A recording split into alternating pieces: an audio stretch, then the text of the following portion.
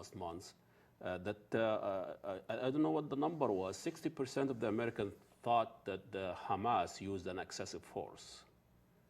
And the Israelis bombed Gaza and dropped more bombs than what Hitler bombed on London. And the Americans think Hamas used excessive force. So really the concept of power and uses power is really, it's not the same in the East and the West.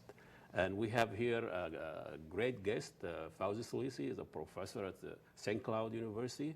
He's going to talk to us about what is this about the West and how they look at power and how they interpret power when a huge army like the Israelis army that have 300 nuclear warheads and fighting a bunch of street gangs, and we still think and believe that Hamas is threatening the national security of Israel. Welcome to BelAhdan. Thank you, Ahmed. Really, I mean, I don't want to be too romantic about this. I'm not so fond of Hamas to begin with. I mean, it's, you know, it's a national movement and leadership issues, but, you know, someone can look at him as somebody who's just trying to survive and defend themselves one way or another.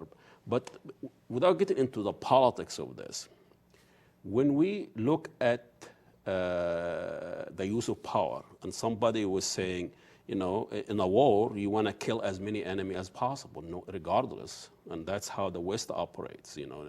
In Iraq, you know, in the first Gulf War, I mean, the American army killed thousands of retreating Iraqi. I mean, this is our bunch of farmers that put a uniform on, but since you put the uniform on, you are a legitimate target. That's what the international law is. Not quite. International law forbids the indiscriminate targeting of civilians. International law forbids targeting schools, hospitals, houses of worship, civilians retreating, or even an army if it has surrendered. For example, the 30,000 Iraqi soldiers who were killed, who were bulldozed and buried alive essentially on the highway of death, what is known as the highway of death during the first Gulf War, were practically an army that had surrendered already. It was a war crime because the war was over. It was practically over. And the distinction that we're talking about here are distinctions that come into place when a Western country bombs or fights a non-Western country. And I think the best explanation is, the best argument was given by a German officer in Africa, in Namibia, in 1904. 1904. He was fighting the Hereros, who were then rebelling against German occupation. And he said, I quote, "No war may be conducted humanely against non-humans." No war may be conducted humanely against non-humans.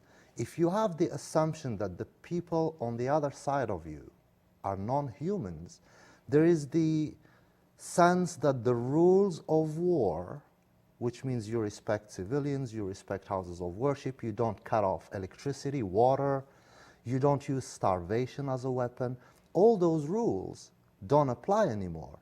Which is our, these rules, by the way, they are brought about or made by the West. In a sense, but there is also the source of international law was, I mean, there is enough evidence that shows that the West, the development of international law was taken from Islamic law, actually, in the 18th and 19th century. It's Islamic law that provided the legal foundation for the development of what we call today international law. And of course, it was blended with the Christian tradition of a civilized war in the Christian tradition. Civilized war. Yes, which basically just outlines some basic rules in warfare, that you treat prisoners of war with respect, because they're not criminals. If you remember, Ahmed, I don't know, it's too late to remember, but during the Second World War, there were many Nazi officers, prisoners here in the United States. We didn't put an orange jumpsuit on them and make them perform sex acts on each other and take pictures of them. We put them in Wisconsin, and we treated them according to the rules of war. That means they kept their uniforms, their Nazi uniforms. Every morning they would get up, raise the Nazi flag, and perform the Nazi salute. Some of them even were allowed to sneak across the fence. Some of them got married to a local Wisconsin girl and stayed. These are the laws of war that civilized countries apply amongst each other. When these so-called civilized countries are dealing with what they consider non-civilized countries, these rules, they don't feel that they are bound by these rules. So we see what actually happened in Gaza. You give the numbers of 60% saying that Hamas was using excessive force. This is an incredibly depressing situation. We have in Gaza probably the biggest open-air prison on earth. We have practically a ghetto, probably the biggest ghetto on earth of a population. We've been occupied for what, 50 years now? Since 1967, they have been under military occupation. You can cross the Gaza Strip in 10 minutes by car, and in 40 minutes the other way. And in this small strip of land, impoverished, there is 2 million Palestinians crammed in there. And even Hitler, when Hitler stormed the Warsaw Ghetto in 1944, he didn't starve them for 2 years, the way Israel starved Gaza for 2 years.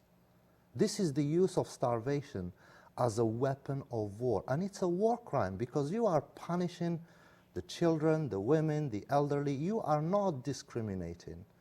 So Israel starved this scared, helpless, disarmed population for 2 years. Not only that, but the entire Western world gangs up. Yeah. And I use the word specifically, gangs up. Yeah. On the Palestinians. We have French military boats patrolling the sea to prevent the Palestinians from smuggling in weapons, right? We have the Americans providing the legal and political protection for Israelis from war crimes at the United Nations. So we have the Western world plus some Zionists from the Muslim world, like Egyptian President Hosni Mubarak, like the King of Saudi Arabia. Oh, watch out, he's my president. Yes, and I feel sorry for you, to be honest. A Zionist Muslim now? Yes. I thought there is a Zionist Christian. We have Zionist Muslims, but he's I not think really, Mubarak he is doesn't Muslim rule in as a name Muslim, only. does he?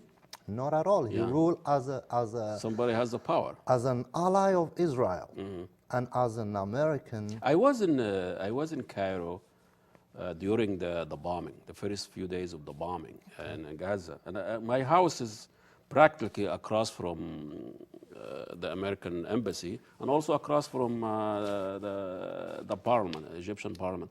And there was a demonstration there, and it was very civil and very non-violent by demonstration. But let's say there was about 300 demonstrations. There was about 3,000 security and so on. Security forces. I'm not surprised. I am not surprised. I mean, I'm talking about 1 to 5, one demonstration to 5. It is truly shameful that the government of Egypt was keeping the Palestinians locked up under hellish fire, while at the same time Egypt was supplying gas to Israel. Not only that, you're talking about the the French and the Americans and the Germans are Ganging up. ganging up on a Palestinian food and weapon. In the same time, providing Israel with all the weapon they want. All the weapons, legal and illegal. Legal and Even illegal. the chemical and illegal weapons that Israel wants, whether we're talking about white phosphorus or any kind of other illegal weapons. This is a classic David and Goliath war. Why it's perceived here in the media as the other way around? Well, I want to specify too before that Israel has always seen itself as a Western country. In 1952, Ben-Gurion said specifically, and I quote, he said, "We have no connection with the Arabs. Our regime, our culture, our relations is not the fruit of this region. There is no political affinity between us." He saw Israel and the Israelis see Israel sitting in the Middle East by accident. they are part of Europe, of Western Europe and the Western civilization. So in that sense, the Israelis, when they look at the Gazans, they don't see their fellow Middle Easterners. Neighbors or people who have been occupied. They look at them pretty much like a Nazi officer looks at a Jew, or the way a white supremacist looks at a or the black white person. settler here looked at native